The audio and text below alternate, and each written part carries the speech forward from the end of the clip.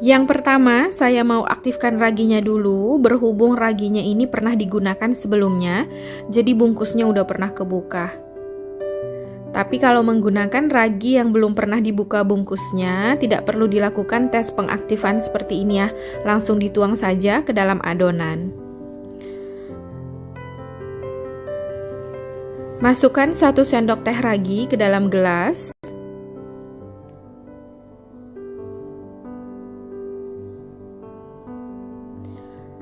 Untuk sisa ragi, ini bungkusnya dilipat kembali hingga rapat, kemudian diikat menggunakan karet, lalu masukkan dalam wadah tertutup rapat, simpan ke dalam kulkas.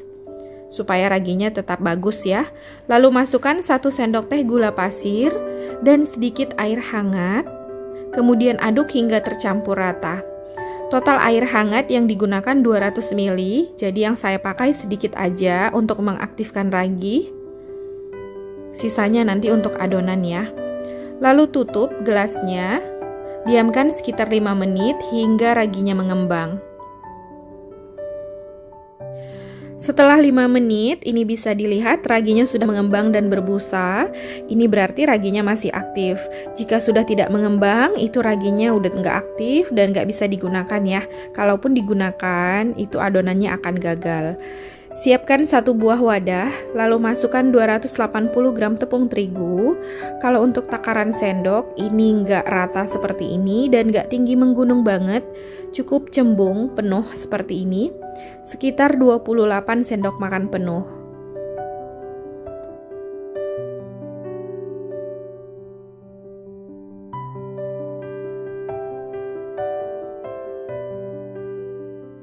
Kemudian masukkan ragi yang sudah diaktifkan sebelumnya. Lalu masukkan 2 sendok makan susu bubuk. 1 butir telur.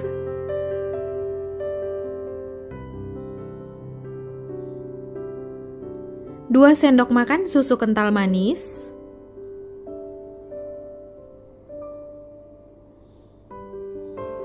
1/2 sendok teh vanili bubuk,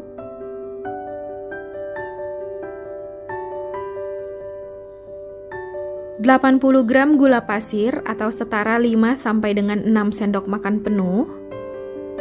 Lalu masukkan sisa air dari 200 ml yang sudah disediakan sebelumnya. Kemudian ini diaduk. Ini diaduk sampai adonan tercampur rata, sampai adonannya halus.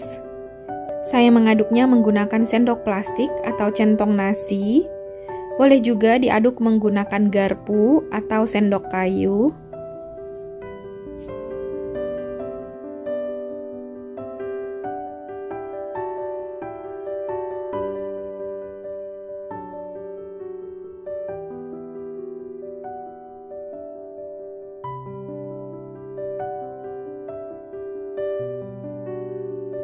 Setelah adonan tercampur rata, masukkan 1/2 sendok teh garam,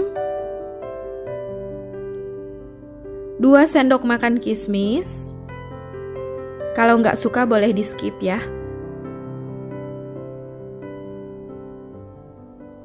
Lalu aduk lagi adonan hingga tercampur rata.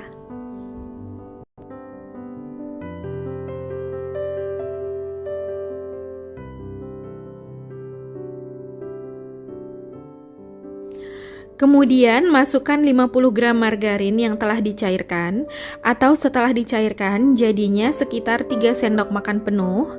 Kemudian aduk lagi adonan hingga tercampur rata.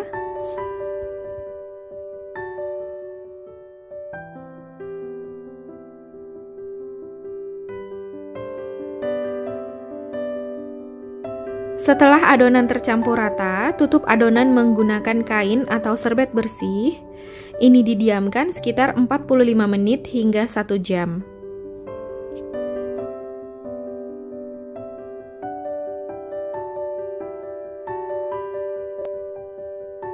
Setelah didiamkan 1 jam, buka tutup adonan. Ini adonannya udah mengembang 2 kali lipat.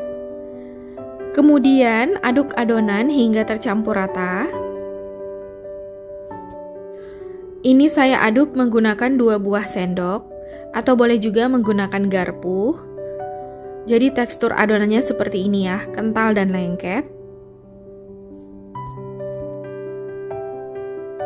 Setelah adonan tercampur rata seperti ini, adonannya siap untuk digoreng.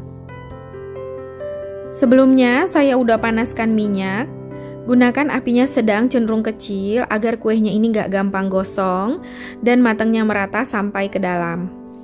Kemudian cetak adonan menggunakan 2 buah sendok seperti ini membentuk bulatan. Dan ini akan bulat dengan sendirinya, seperti membuat godok-godok ya. Kemudian ini digoreng hingga kuenya matang atau hingga warnanya kuning kecoklatan.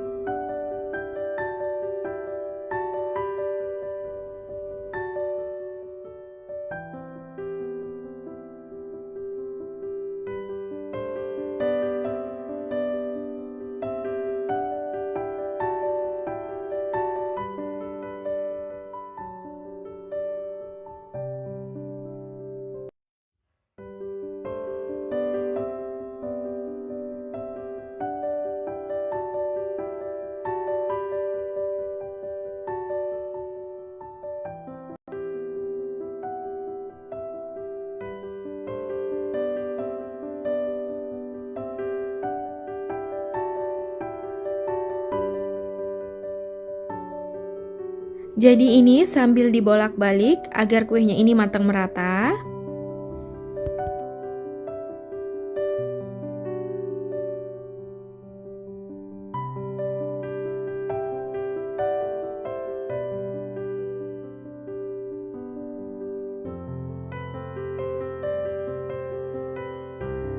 Setelah kuenya kuning kecoklatan seperti ini, kuenya udah matang. Kemudian angkat kue dari minyak, lalu tiriskan agar minyaknya turun. Kalau suka kuenya ini lebih matang lagi, ini boleh dimasak hingga kecoklatan. Jadi sesuai selera ya. Kemudian setelah kuenya matang, masak lagi sisa adonan. Caranya sama, begitu seterusnya hingga seluruh adonannya selesai dimasak ya.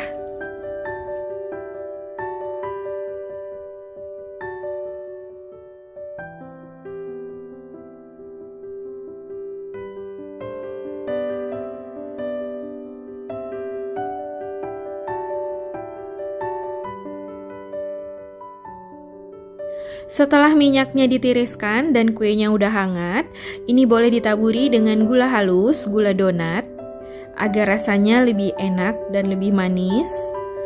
Kalau nggak suka boleh di skip ya. Kemudian ini siap untuk disajikan.